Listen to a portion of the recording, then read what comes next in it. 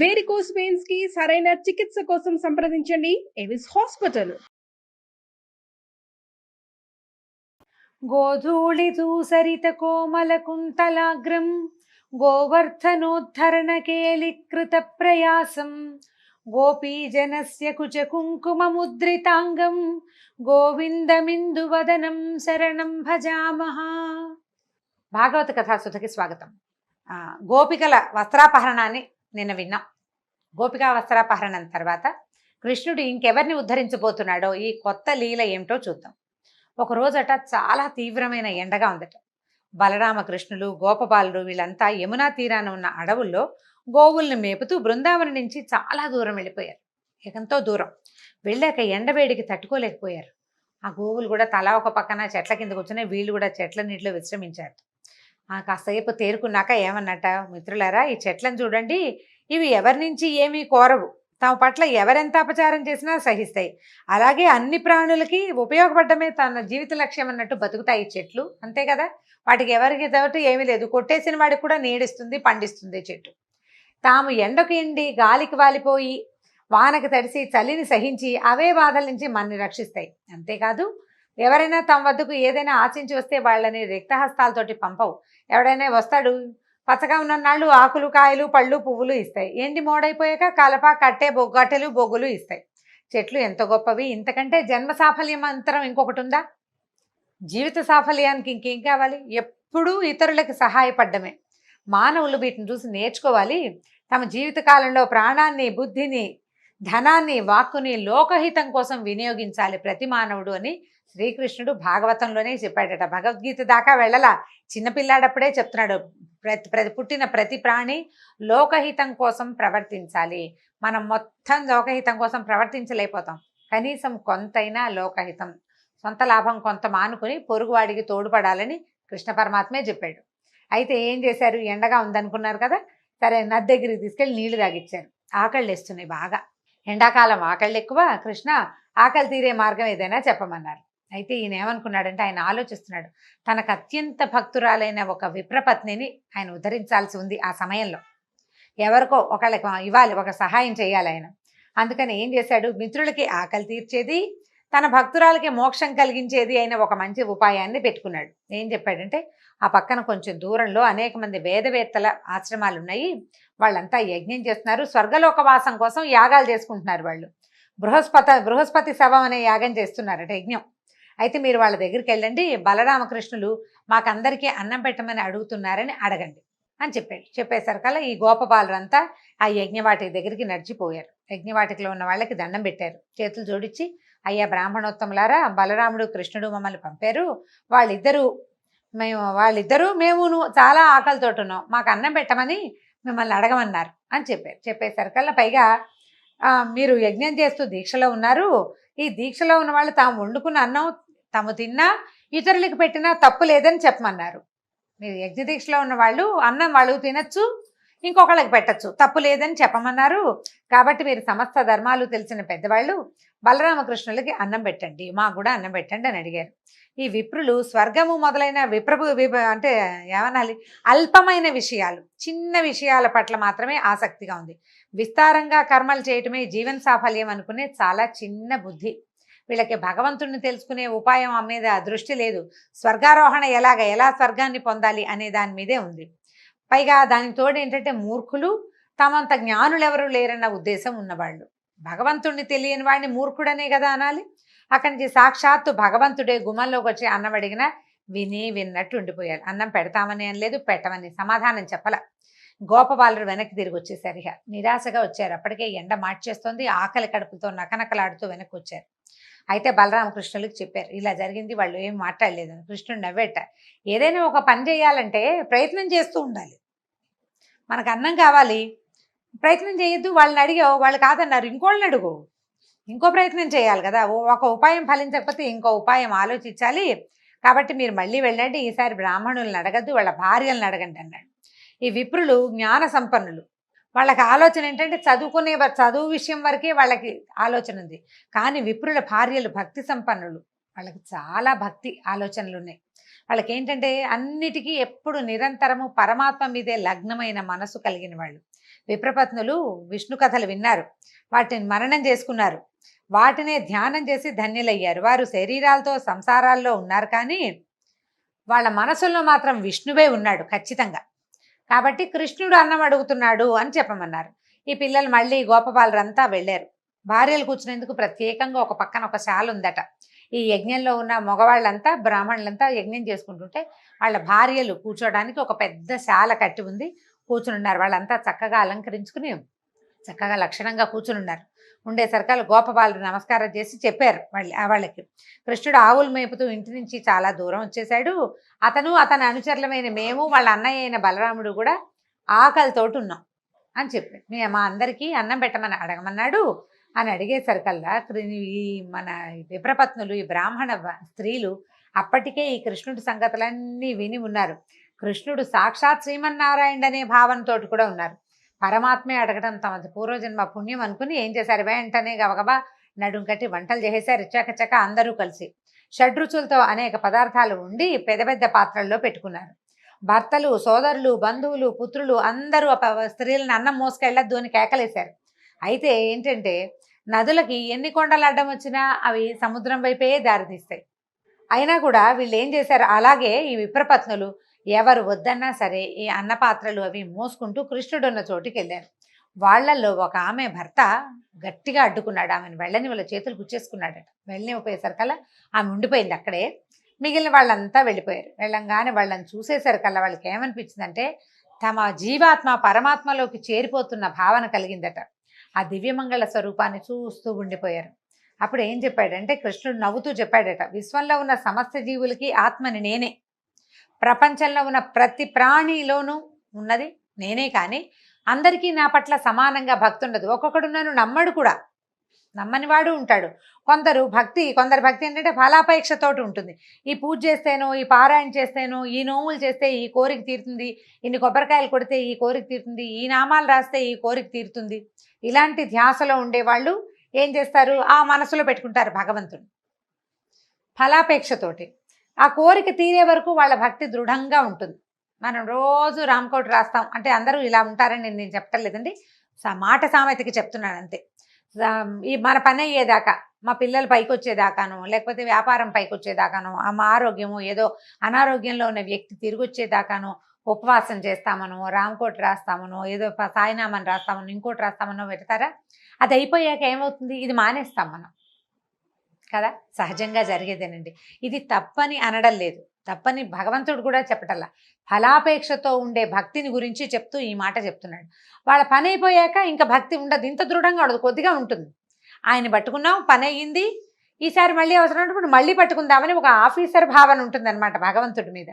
అయితే కొందరికి భక్తి అహైతుకి అంటే ఫలాపేక్ష లేనిది, వాళ్ళకి నిర్మలమైన ప్రేమ నిరంతరం ఉంటుంది. ఎవరు ఎన్ని అవరోధాలు కల్పించినా, ఏం జరిగినా, మనమే నడుస్తూ గోతులో పడినా కూడా భక్తిలో మార్పు ఉండదు. మనం గోతులో పడితే భగవంతుడు ఏం చేస్తాడు అనిపిస్తుంది. సాధారణంగా మనకెట్లా ఉంటుంది, ఏదైనా రాగానే ఇంకా దేవుడు లేడనేస్తాం.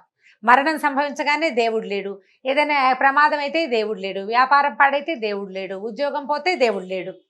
అవన్నీ మనకొచ్చిన సమస్యలు. దానికి భగవంతుడు ఉండడానికి దీనికి అసలు సంబంధమే లేదు. ఆ ధ్యాస ఉండదు మనకు అవన్నీ ఇవ్వడానికి దేవుడు ఉన్నాడని మనం నమ్ముతాం. ఈ ఫలాపేక్ష ఉన్నవాళ్ళు అది. కానీ ఫలాపేక్ష లేని, ఏ హేతువు లేని నిర్హేతుకమైన భక్తి ప్రపత్తులు కొంతమందిలో ఉంటాయి. ప్రత్యేకమైన వ్యక్తులు, సాధారణ జీవితాలు గడపరు వాళ్ళు, మనలాగా ఉండకపోయి ఉండొచ్చు బహుశా. అయితే ఈ వీళ్ళకి చెప్తున్నాడు, మీరు అటువంటి నిర్మలమైన భక్తి కలిగి ఉన్నవాళ్ళు. ఇప్పుడు యజ్ఞం చేస్తున్నారు, యజ్ఞం వల్ల ఒక ఫలితం ఉంది కాబట్టే యజ్ఞం, లేకపోతే ఎందుకు చేస్తారు? వీళ్ళు కృష్ణుడికి అన్నం తెచ్చారు, ఏం ఫలితం లేదు, వాళ్ళకి ఏం అక్కర్లేదు, ఆకలితో ఉన్నాను అన్నం పెట్టండి అన్నాడు, పట్టుకొచ్చారు. ఆయన డబ్బిస్తాడనో ముక్తిస్తాడనో ఊహ ఏం లేదు వాళ్ళకి. ఈ నిర్మలమైన భక్తి ఉంది, భక్తి కలిగిన వాళ్ళు. అందుకే మీకు నా దర్శనం ఇవ్వాలనే మిమ్మల్ని ఇక్కడికి రప్పించాను.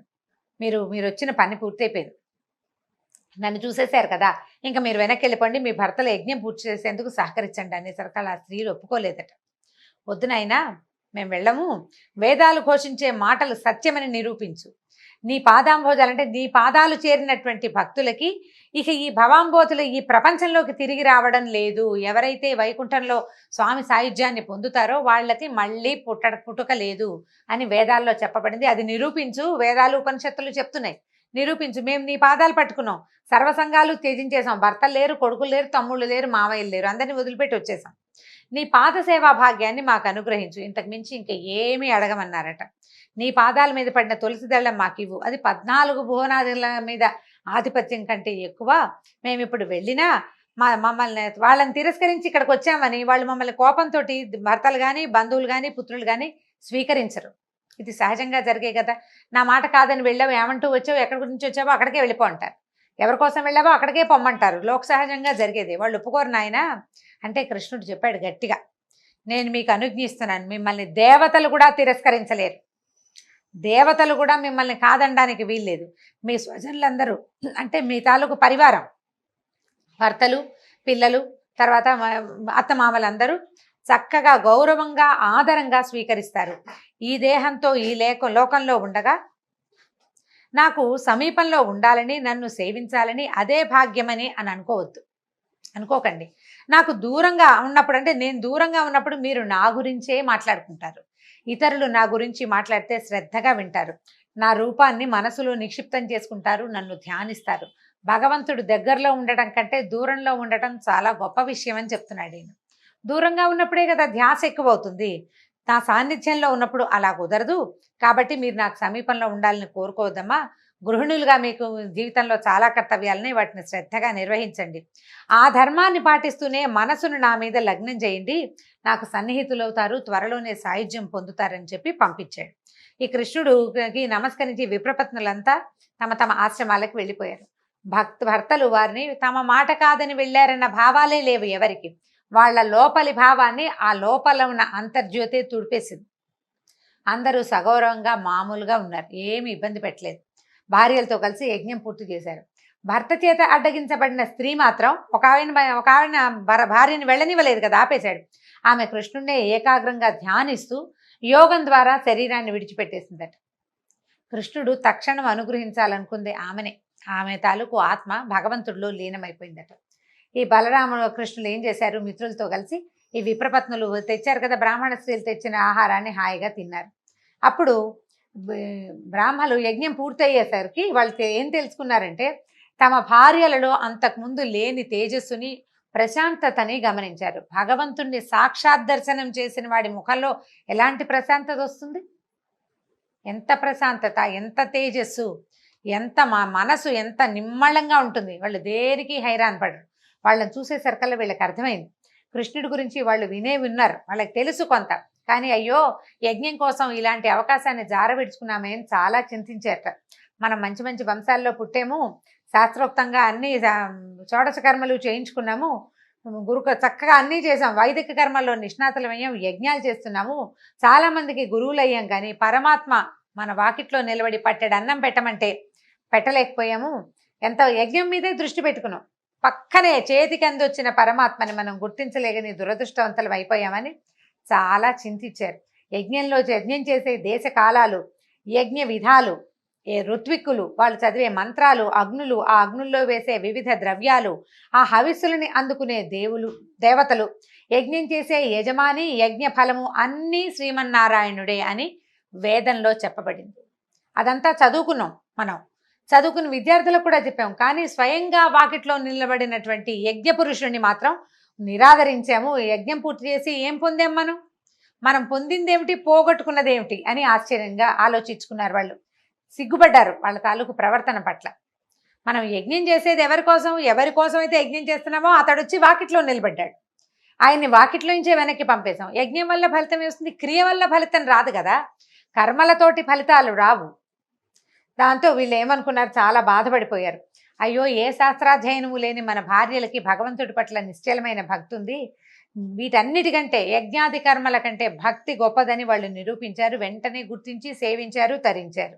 అప్పుడు దండాలు పెట్టుకున్నారనమాట. చేసిన అపరాధాన్ని మన్నించు, మేము ఇంత తప్పు చేశాము, ఎక్కడో ఉన్నాడు, ఈ దగ్గరలోనే ఉండుంటాడు అడవిలో, అన్నాలు తిని భోజనాలు చేసి ఉంటారు కదా, వీళ్ళు పట్టుకెళ్ళిన అన్నం అంతా తిని ఉంటారు వాళ్ళు, ఇక్కడే ఎక్కడో ఉంటాడు, వెళ్దామని వాళ్ళకి కోరిక కలిగింది. కానీ ఒకవేళ వెళ్తే రాజ్యాన్ని పాలించే కంసుడి ఆగ్రహానికి గురవుతామేమోనని భయం వేసింది.